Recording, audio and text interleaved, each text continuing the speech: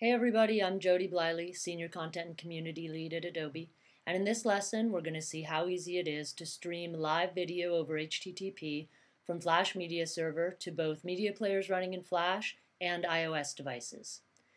So in order to capture that audio and video and encode it and send it to the server, we're going to use Flash Media Live Encoder, which is free software available on Mac and Windows from Adobe. So the first thing we need to do is configure it to use absolute timecode. So I'm going to go into the Flash Media Live Encoder conf folder and open this config.xml file. I've got it open here in Dreamweaver. You can use any text editor.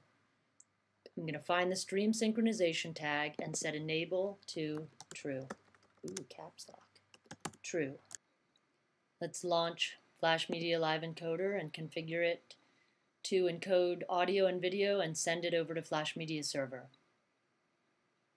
So we're using H.264 as the video codec, which is supported by both HDS for Flash and HLS for Apple.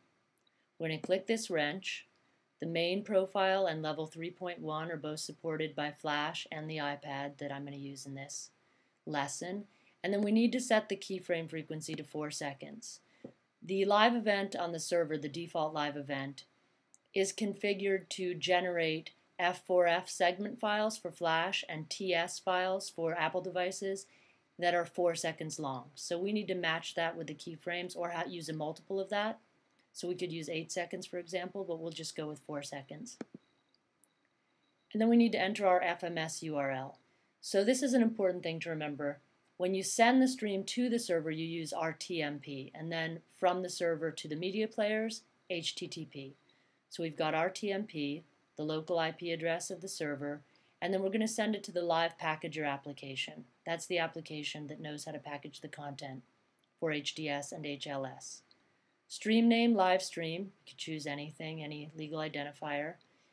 Query string, and then the Live Packager application expects this variable adbe-live-event, and then an event name. So the default event name on the server is live event, and you can configure a new event on the server and give it a new event name. There's more information about that in the help.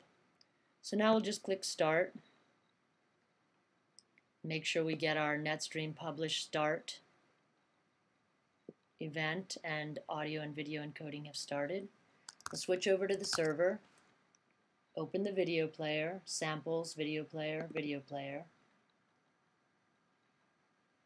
This video player uses Strobe Media Playback 1.6, which is built on OSMF, and our URL is http localhost hds-live, and then we're going to say live packager. This is the only tricky part, really, def inst. You need to indicate an instance of the application for HDS live streaming, so we're using the default instance.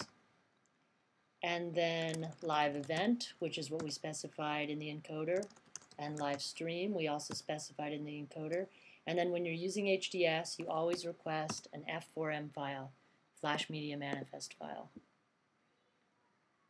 which is what we specified in the encoder and live stream. Now let's see if we can view this stream over on the iPad. So we'll open Safari, enter the URL of the server over on the iPad, and there we've got it. So we've got the same live stream coming from Flash Media Server with just a couple differences in the request URL on an iOS device. The first is HLS-live, which tells the server to package the content for iOS, and then you finish the request with M3U8, that variant playlist supported by HLS, as opposed to F4M, which is the Flash Media Manifest file.